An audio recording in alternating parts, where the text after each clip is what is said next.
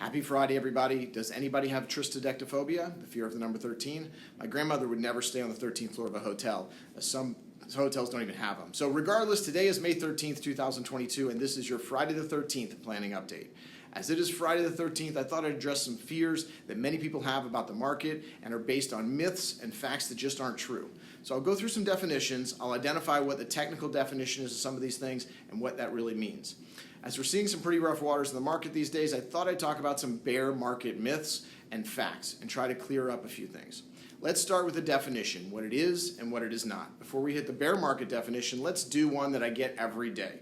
A correction is not necessarily a crash. Honestly, the definition of a crash is much harder to find, so let's talk about a correction and then we'll hit the bear market definition. A correction is defined as a 10% drop in the market value. It can be an index, it can be a stock, pretty much any other asset. I've told you in these videos, especially in the Monday market videos, 10% hurts. It's ugly and it feels bad. We're also seeing the 15% and even 20% and more. It's painful also, and it's tough to go through. According to the Capital Group, from 1951 to 2020, this has happened to the S&P 500 about once a year. Yes, once a year, and it lasts on average 110 days. If I asked 100 people if this is true, depending on the demographic, I think there'd be a lot of people who would tell me they don't believe it. More people would believe it today than they would last October, but I still think our brains block this stuff out. So what's a bear market then? A bear market is defined by a 20% decline in an asset. In line with the same research we just talked about from Capital Group, this happens about once every 6 years, and the average length is 370 days. The last time we saw this was March of 2020. Now, I do want to fill in a couple of the blanks here. A 5% decline, again, with no specific definition, a name for that one. They happen about an average of 3 times a year, and they last about 43 days before they full recovery. 15% downside, split the difference from above, about once every 3 years and last about 251 days before they get recovered. Now, before you get too depressed about these facts, let's talk about the recovery side to give us some perspective on history and then today. On average, in the post-World War II era, it takes a recovery bull market about 1,000 trading days to double. That's to get back to recovery to where it was. As I say a lot these days and a lot on these videos, we are not in normal average times. So the COVID market low in September in the S&P 500 was on March 23rd, 2020. It recovered and it did the bull market double in an astonishing 354 trading days. Again, we know that we are in strange times, but that works both ways, the positive and the negative. Let's talk about some more myths and facts. Myth, stocks fall further than they rise. According to Ned Davis research, stocks fall an average of 36% in a bear market, but the other side of that is stocks have gained over 110% on the average during a bull market. Myth, bear markets are more common now than they have historically been. Fact check, nope. From 1928 to 1945, 17 years, we had 12 falls of 20% or more. In the 75 years since the end of World War II, there have been only 13. Myth, bear markets go hand in hand with recessions. Fact check, in the last 90 years, there have been almost twice as many bear markets as there have been recessions, 25 bear markets versus 14 recessions. Thus, bear markets do not mean a recession is coming.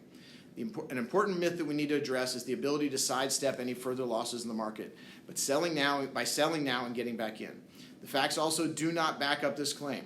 The research shows that you should stay invested so you do not miss the market's best days. In the S&P 500 from 2003 to 2018, if you stayed invested, even with the financial crisis and the U.S. Treasury debt downgrade in the mix, you returned 7.7% annualized.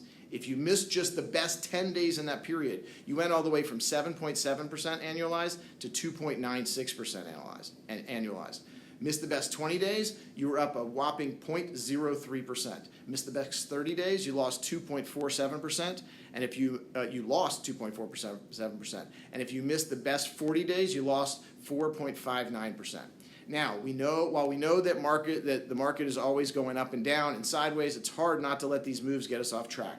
Fact, from 2018 through 2018, from 1980 to 2018, only 9 times in that period did declines during the year hold out to still be negative at the end of that year. Does long-term investing work? From 1979 to 2018, the S&P 500, 100% of 20-year periods were positive. 92% of 10-year periods were positive, 82% of 5-year periods were positive, and 73% of 1-year periods were even positive. That, of course, is history, but we really do have to ask, is it different this time? There have always been reasons not to invest. In 1970s, we had a recession. The U.S. invaded Cambodia and Vietnam War protests were in full swing. The S&P 500 up 3.9% in that year. 1980, this is going to sound familiar. We had inflation running at 13.5%. The Iranian hostage crisis and the Cold War. The S&P 500 in 1980 up 32.5%. 1990, well, you couldn't invest because of the first Iraqi war, right? U.S. recession, lingering Cold War tensions. The S&P 500 was down 3.1% in that year. 2000, reasons not to invest, the dot-com bubble burst, energy prices spike, and the Bush-Gore recount. The S&P 500 was down 9.1% during that year.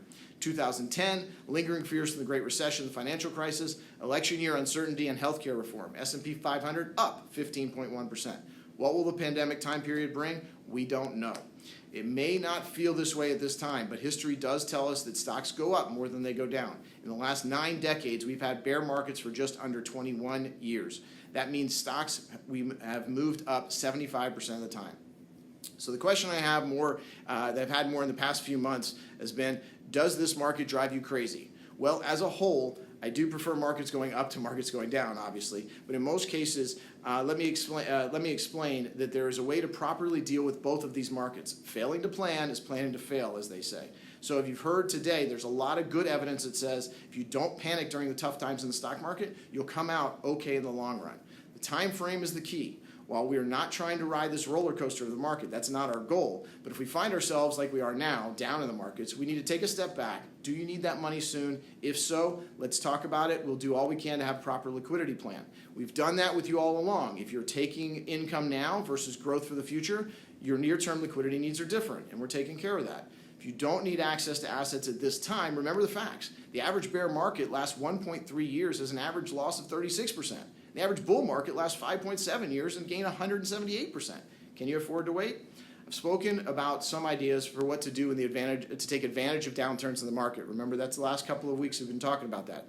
Let me revisit a few of those before we wrap up. First, Roth conversions. They're not right for everyone, but if they are, let's talk about it. Second, tax loss harvesting. With some of your holdings underwater, it may be a good time to realize those losses and use them to offset future investment gains. Now, these are both tax strategies, and as you know, I don't give personal tax advice, but we can talk to your tax advisor to see if this is going to work for you.